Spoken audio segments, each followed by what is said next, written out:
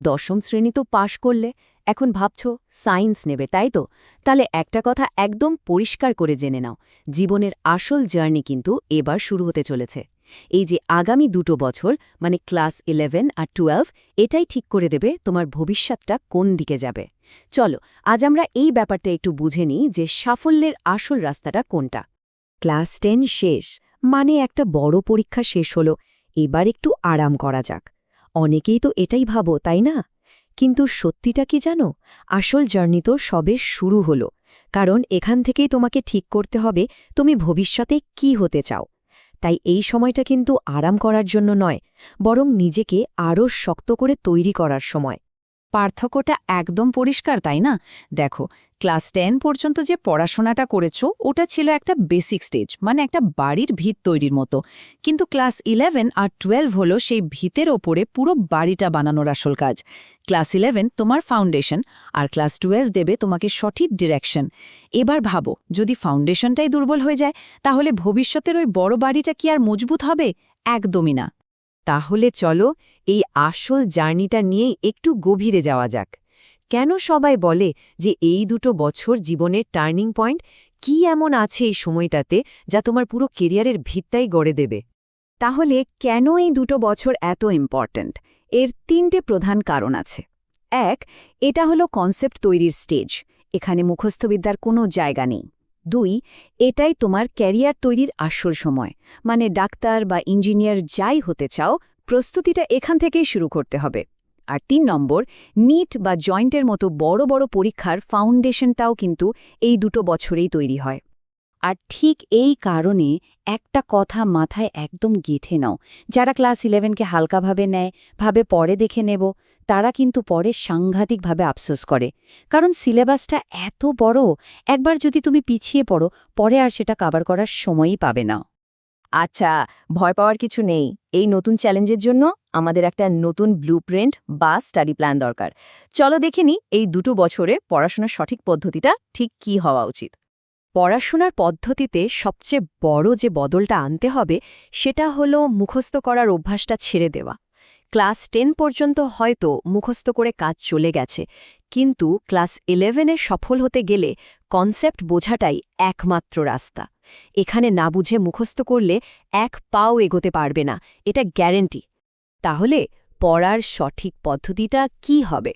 প্রথমত, নিজের বোর্ডের বই বা এনসিইআরটি বইকেই সবার আগে গুরুত্ব দিতে হবে। এরপর এই সাইকেলটা ফলো করতে হবে।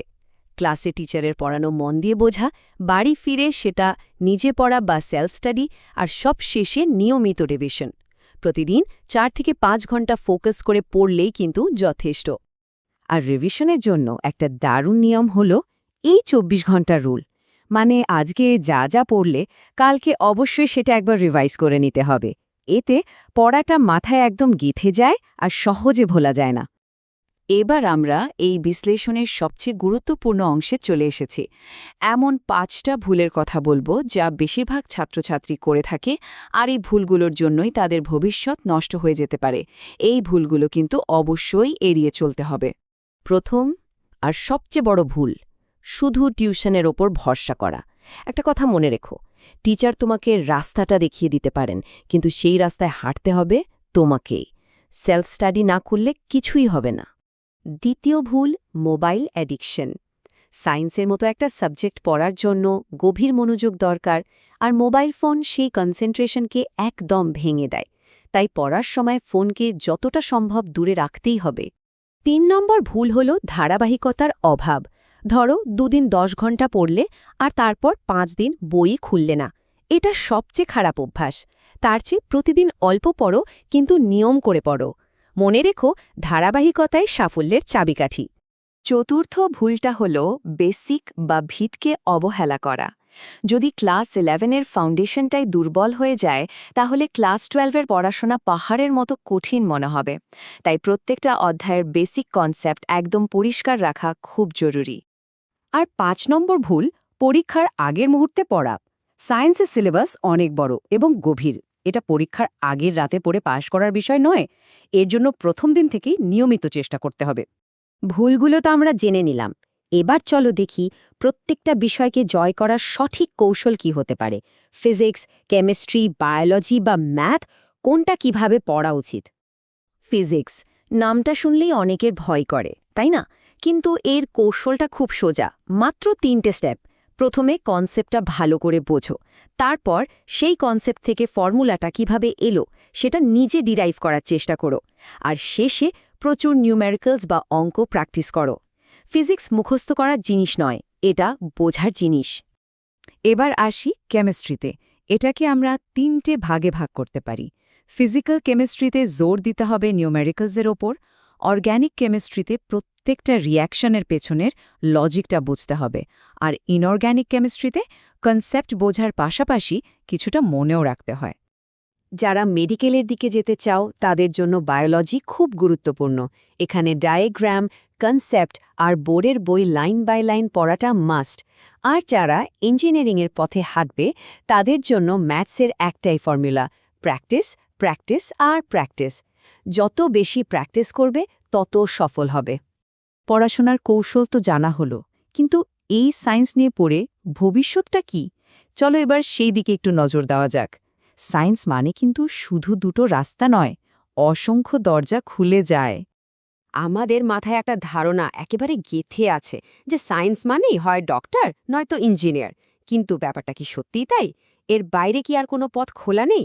উত্তরটা হলো অবশ্যই আছে। ডাক্তার বা ইঞ্জিনিয়ার তো অবশ্যই হওয়া যায়, কিন্তু তার বাইরেও একটা বিশাল জগৎ আছে।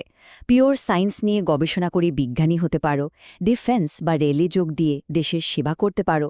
এছাড়াও বায়োটেকনোলজি, ফার্মেসি বা এগ্রিকালচারের মতো আধুনিক এবং ইন্টারেস্টিং ফিল্ডেও দারুণ ভবিষ্যৎ গড়া সম্ভব। সায়েন্সের রাস্তাটা কোনো একদিকে নয়, সব দিকে খোলা। অনেকেই হয়তো ভাবো, আমি তো একজন অ্যাভারেজ স্টুডেন্ট, আমাকে দিয়ে কি হবে? তাদের জন্য এই কথাটা, সাফল্য প্রতিভা দিয়ে আসে না, আসে ধারাবাহিকতা দিয়ে। প্রতিদিন যদি সততার সঙ্গে ৩-৪ ঘন্টা মন দিয়ে পড়ো, সাফল্য আসবেই, কেউ আটকাতে পারবে না। তাহলে শেষে একটাই কথা, ক্লাস 10 শেষ হওয়া মানে যাত্রা শেষ নয়, বরং আসল যাত্রাটা সবে শুরু হলো। ভয় পেও না, দ্বিধা করো না, ছোট ছোট পায়ে প্রতিদিন এগিয়ে চলো, দেখবে একদিন বড় সাফল্য ঠিক ধরা দেবে। মনে রেখো, যাত্রাটা সবে শুরু হয়েছে।